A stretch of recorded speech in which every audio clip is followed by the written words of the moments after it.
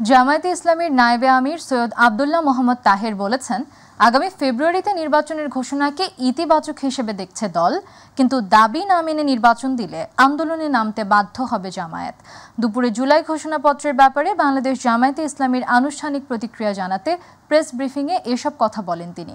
Doctor Taher আরও বলেন, জুলাই ঘোষণাপত্র অসম্পূর্ণ এবং অস্পষ্ট থাকায় আহত শহীদ পরিবারের মাঝে উৎকণ্ঠা কাজ করছে, যেটি গণ আকাঙ্ক্ষার পরিপন্থী। তিনি বলেন, অতি শীঘ্রই জুলাই সনদকে আইনগত ভিত্তি দিতে তার আলোকে নির্বাচন নিশ্চিত করতে হবে। আমরা বলেছি যে নির্বাচনের যে তারিখ ঘোষণা হয়েছে এটা আমাদের আমিরে জামাতের যে টাইমলাইন বলেছিল সেটাকে এটা স্যাটিসফাই করে এবং আমরা এই নির্বাচনকে ইতিবাচকভাবে দেখি। কিন্তু নির্বাচনের আগে আমরা যে কয়েকটি দাবি দিয়েছি এই দাবিগুলো পূরণ হওয়া অপরিহার্য। 3টি অল্টারনেটিভ কথা বলেছি এবং যেগুলো আইন কভার করে। এর ভিতরে আমরা তো বলেছি LFO এই সিস্টেম আছে, আমরা বলেছি যে প্রজ্ঞাপন জারি করে এটা করা সম্ভব, আমরা বলেছি এখানে গণভোটের মাধ্যমে এটা সম্ভব।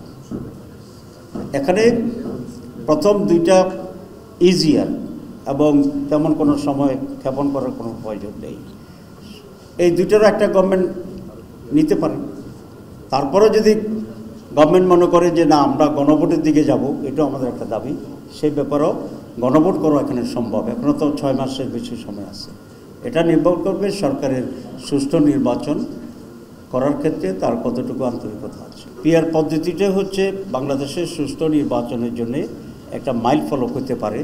তার প্রথম যুক্তিটা হচ্ছে 54 বছরের ট্রেডিশনাল পদ্ধতির যে নির্বাচন, এই নির্বাচন তো আমরা সুষ্ঠু হইতে দেখি নেই। যেহেতু পিআর এটা কাউন্ট করার সুযোগ আছে, তো সেক্ষেত্রে আগেরটা তো 95। আর পুরো হোল কান্ট্রি যে পরিমাণ সমর্থন মানুষের আছে একটা ন্যাশনাল নির্বাচনে বলুন, রিপ্রেজেন্টেশনে বলুন, পার্টি বলুন, সব জায়গাতে পুরো জাতির ভিতরে তার পজিশন কী, দ্যাট ইজ দ্য ইম্পর্টেন্ট এবং সেটা রিফ্লেকশন হবে।